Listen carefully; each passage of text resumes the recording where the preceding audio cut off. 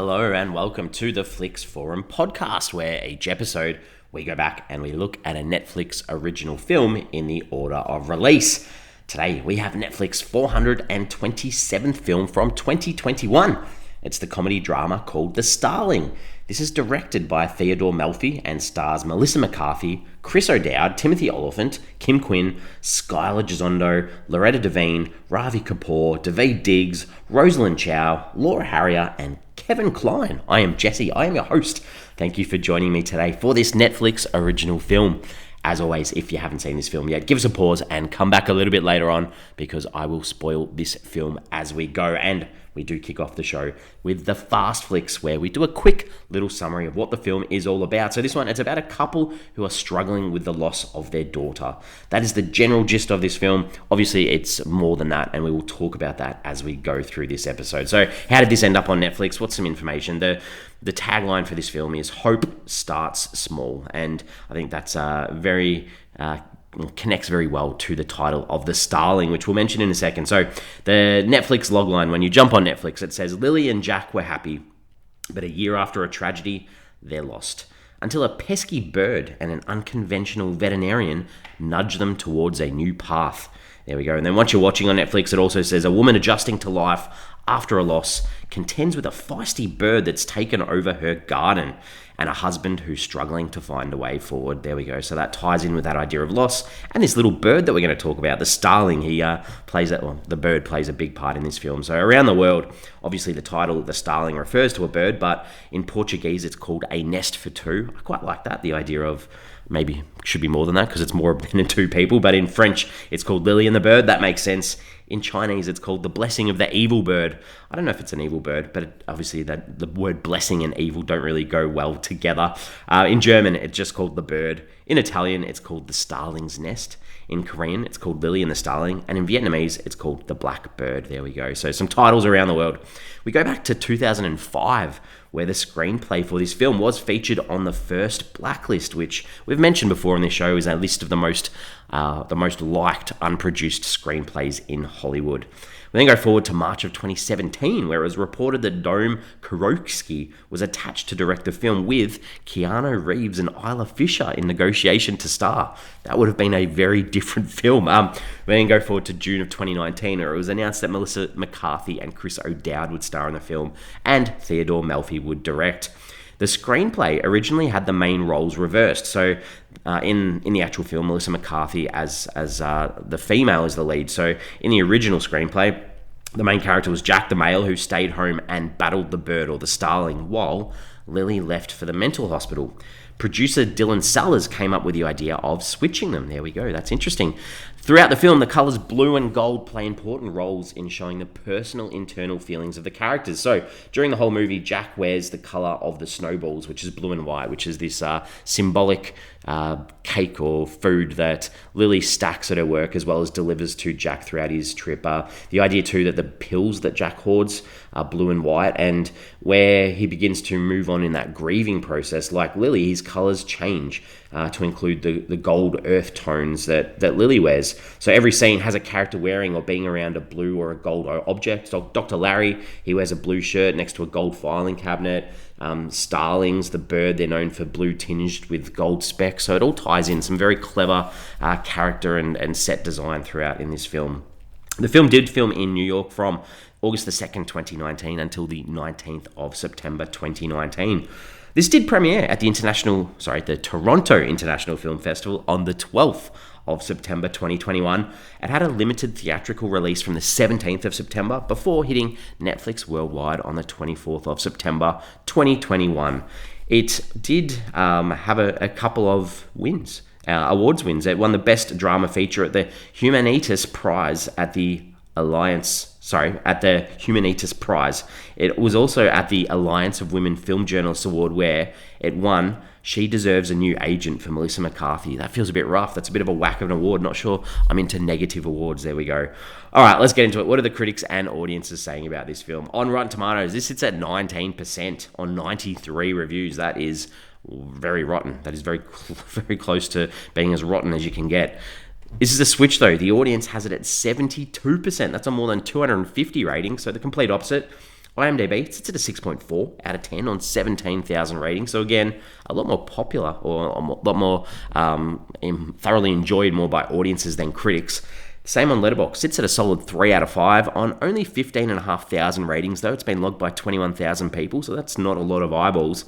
And on Metacritic, the traffic light system of red, yellow, and green, the critics have it in the red, bad. 23 critic reviews, 31 out of 100, whereas the audience has it at a 6.6 out of 10 on 26 reviews and green. So you'd have to say this is a big difference between what critics and audiences are saying about this film. Critics don't like it, audiences like it.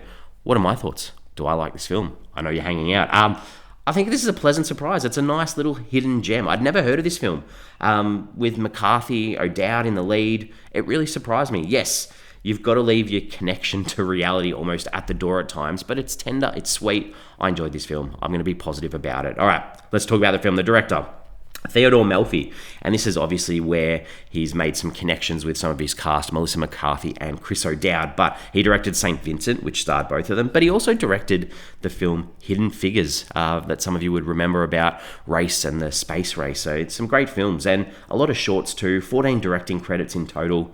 Is doing some good work. Let's talk about the characters in this film. So Lily is the protagonist. Lily, after the loss of her daughter, she tries to keep everything together while her husband is off getting help. And she does a 2-hour round trip once a week to go and visit Jack, her husband. So she's dedicated and she continues to work at her supermarket store job. She's obviously struggling in this job as well, but she needs some distraction because she feels grief, but she does need to move on, and she does this in getting rid of anything in the house that reminds her or has a connection to her daughter, and she sets out on fixing the yard, which also allows her to build this kind of connection with this Starling bird that we've mentioned that won't stop annoying her. And Jack, her husband, on the other hand, he's a school teacher, and I think he's struggling the most because he can't possibly imagine continuing on with his life when, if he's at school every day, he's going to be reminded of the daughter that they lost. And that's why he checks himself into a clinic to try and deal with this, but he stashes his medicine because maybe he thinks there is no way of moving on. The art that he's so used to doing in the classroom and in life, they paint their daughter's bedroom. This feels very far removed. That expressive ability to move on is not seen as well through Jack as it is with Lily. Not saying that Lily's not struggling though. Dr. Larry Fine, he's this local vet who uses a therapist, but now solely works with animals. Lily is connected to him, I guess, through some help at Jack's place, and I think that the idea is that he's there to not only help her through some small talk and her own feelings and bits and pieces like that, but I think this annoying bird in the yard that she's struggling with, it's a little bit of a sweet connection, I guess, in that he's a vet now. He used to be a therapist, so he can help her in multiple ways. I think Dickie, I'll mention a couple of others, little characters. Dickie's this young random teenager co-worker that Lily works with and also brings back to her place for a little bit of company at times. Regina's this counsellor at Jack's clinic who tries her best to tell Lily that she needs to deal with her own grief before she can let Jack back into her life, and that's why she connects him with Dr. Larry Fine. And finally, Velma. This is one of Jack's co-patients who's meant to add a bit of humour, but unfortunately I didn't find very funny at all. All right, some scenes. What worked, what didn't work. Jack, one of Jack's first scenes, once he's in this institution or this place to support him, he's vaping, and Lily's like, "You hate those things," and he's like, "Well, there's all these different flavours now." I thought that was quite funny. And Jack's interactions and conversations with his doctor throughout his stay, I thought they were really well done, and especially the final one where he's ready to move on with life. I thought that was done well. Lily buying that owl thing for the garden to scare off the bird. I 100% have one of those in the garden, and I've done that. I've done the identical same thing to stop birds from annoying me. I thought that was good. Jack and Lily's argument in the garden about time and him hating how it doesn't end. I thought that was an excellent little discovery. Lily throws this rock and just hits this bird and takes the bird out, and Dickie's there with her and he's like, "You nailed it." What a great throw. That was good.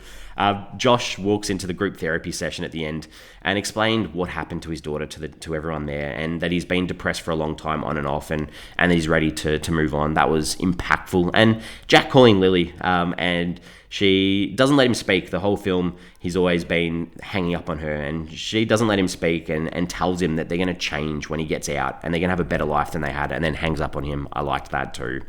All right, what didn't work? The introduction of the Starling doing this huge fly in and around everything. It was not needed. That was lame. Regina chases Lily and asks her if she's seeing anyone. I just thought it was poor dialogue. I was thinking this was setting her up with the Larry guy romantically. It just felt like off. Lily climbs his ladder to get up to see the Starling in the nest and then falls, and the fact that she could get up herself and then ice herself was scandalous. That would have hospitalized her, that fall. It was clear that Lily was unfocused at work, and having her mark down the whole store so shoppers are going crazy and over the top, that wasn't funny. And Velma makes a light switch in the therapy session, and they're all making these light switch covers, and hers is of a naked man, and his penis moves when the light switch is on and off. Not funny anywhere, ever.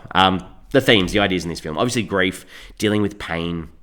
How do two people stay together when their grief is so different, and the loss of a child and how hard that must be too, and the stages of depression and the struggles with dark thoughts and the inability to see the light at the end of the tunnel or the reason to continue. But there's also that idea of not giving up, whether that's on your profession or on life, or the Starling, that didn't give up either, and it persevered, and Lily perseveres, and she didn't give up on Jack, and finding meaning in life and keeping your loved ones close to you as well. And the protective nature of parents is there too. Jack not forgiving himself for sleeping in and waking his daughter and preventing her from dying, or the Starling protecting its chicks in its nest, or Lily of her home too. Nature has its way. It takes, it gives. Lily seeing that vegetable growing stops her destruction at times too. And I guess there's just so many motifs in this film. Not all of them are good, but you've got the baby mobile above the crib, the bird, the car, the cake thing in the packet, the trees, the children, art, the sock. There's just so much to take away that you could probably talk about for 10 minutes for each of those two. What else did I take away? I think with such an important role in the film, that Starling, why wasn't there more time and detail put into the CGI of that? It definitely takes away from some of the believability of this film, and a little bit frustrating in that end too. We have a moment sometimes where we jump on IMDb to check someone out, and Dickie, that character, comes on screen, played by Skyler Gisondo. He's been in so much, and I was just frustrated that I feel like I see his face all the time, and I couldn't think of what he was from. And once I looked him up, I was like, oh, I know what it's from. He plays the teenage son in this Netflix documentary called The Social Dilemma. He plays like these acted out versions throughout. I've seen that about 10 times. That's where I recognized him from. So that was good there. All right, some questions, some pondering, some thoughts. The soundtrack, it's the Lumineers plays very early on, plus a lot of other good songs. It is a very emotional soundtrack though. It's purposeful in trying to be emotive. So some people may not like that. And the only other thing, like with Lily, she had this bird recovering in her house after she throws a rock at it. Who was looking after the poor bird's babies up in the nest? That really frustrated me. I was a bit worried for those poor little baby birds.